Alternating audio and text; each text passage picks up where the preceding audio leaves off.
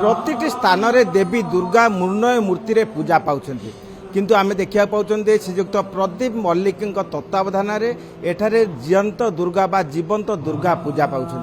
আমি জাঁতি স্বামী বিবেকানন্দ 1901 মସିହାରେ এই জীবন্ত দুর্গা বা জীবন্ত দুর্গার পূজা করে বেলুড় মঠে এবং সেই ধারাপাত বর্তমানে বিভিন্ন স্থানের প্রতিপাদিত হচ্ছে এবং এখানে শ্রদ্ধালু মানে ভক্ত মানে মনে করতে যে মা শারদা হচ্ছেন দুর্গার প্রতিরূপ এবং এখানে সে ইহলীলা ত্যাগ করে সুদ্ধা সে নিকটরে সে বঞ্চি রয়েছে, জীবন্ত অনেক, তেণু তাঁর আদর্শক বিভিন্ন ভাবে পরিপ্রকাশ করা যাচ্ছে এবং আমি দেখা পাচ্ছেন যে রামকৃষ্ণ পরমহংস যে বার্তা, মা শারদা দেবী যে বার্তা, স্বামী বিবেকানন্দ যে বার্তা এখানে প্রতিপাদিত হচ্ছে।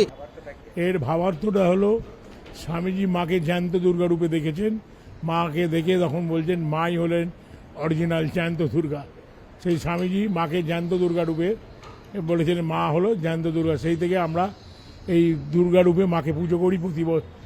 এই 42তম বছর পুজো হচ্ছে এবং এখানে মানে কেউ এসে ফিরে যাক এইভাবে আমরা চাই না, এখানে মায়ের প্রসাদ পেয়ে যাক সবাই, এটা আমি মার কাছে প্রার্থনা করি। এবং আমাদের এই পুজো 42 বছরের পদার্পণ চলছে এবং এখানে সন্ধ্যেবেলা রেগুলার প্রোগ্রাম হয় এবং মায়ের পুজোতে সবাই মায়ের টানেতে আসে এবং মাকে ভালোবাসে বলেই জ্যান্ত দুর্গার পুজোতে সবাই আসেন।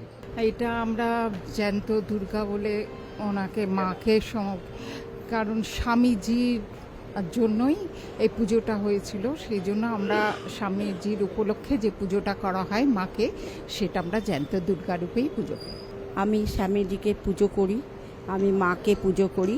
আমি মাকে জ্যান্ত পুজো কোনো দিন দেখিনি, আজ এই প্রথম দেখছি।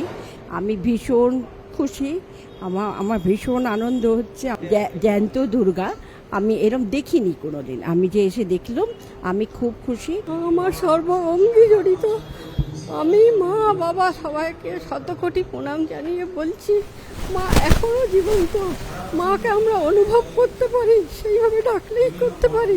মাতৃ স্নেহর যে প্রতিটি রূপ এখানে প্রতিভাত হচ্ছে এবং আলোচনা হচ্ছে, যা মধ্যে যে পিতা পুত্র এবং মা পুত্রর যে সম্পর্ক আহরি অতুট হব। মা শারদা দেবী যে আদর্শ করলে, যে ভাবধারা প্রদর্শন করলে, তা আহরি বিকশিত হব। কলকাতার ভিডিও জর্নালিষ্ট সমর জিসানଙ୍କ ସହ ପ୍ରମୋଦ ମହାନ୍ତି, କଳିଙ୍ଗ ଟିଭି।